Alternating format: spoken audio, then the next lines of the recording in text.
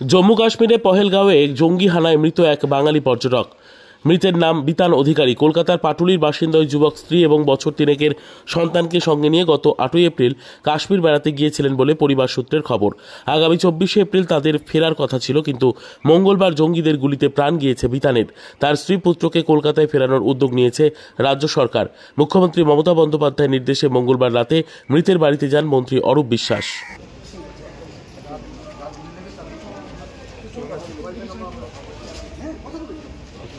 আমি অনেক বিশ্বাস করছি, আমি আপনার বাড়িতে এসেছি, আপনি একদম ভেঙে পড়বেন। না না আমি কী বলছি শুনুন, মাননীয় মুখ্যমন্ত্রী নিজে দেখছেন, তিনি আমাকে ইনফরমেশান দিয়েছেন, আমাদের হোম ডিপার্টমেন্ট দিচ্ছে, আমাদের দিল্লি আসি অফিস পুরো ওখানে রয়েছে, তারা সব কিছু করছে। আপনার কোনো চিন্তা নেই, সব কিছুর দায়িত্ব আমাদের সরকার, তারা করছে। হ্যাঁ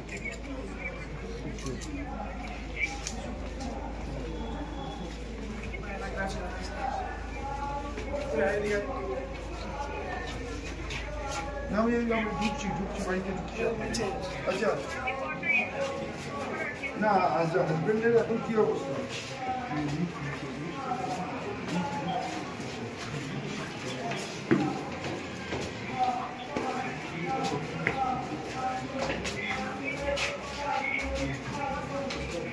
আমি দিচ্ছি, আমি 2 মিনিটে করে আপনাকে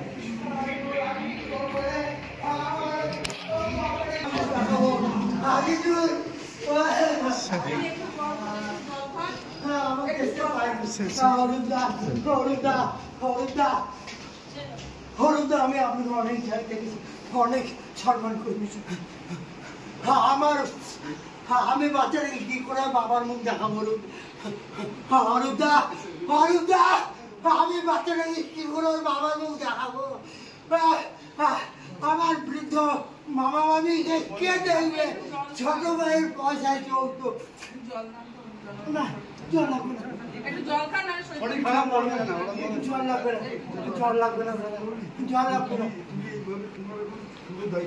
না আমি বাচ্চাটাকে কি করে বাবার মুখ দেখাবো?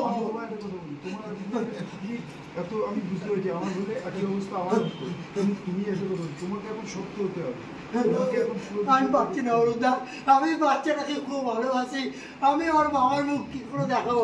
আমি দুর্গাপুর থেকে ছুটে চলে আসি, মাসে 2 বার 1 বার 3 বার, 3.5 বছর।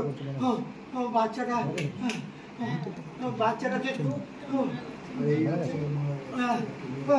কি করে দেখাবো? আমি আমার সোনা ভাই, ওকে আমি করে মানুষ করেছি, আমি ওর মাসতুতো ভাই। কি করে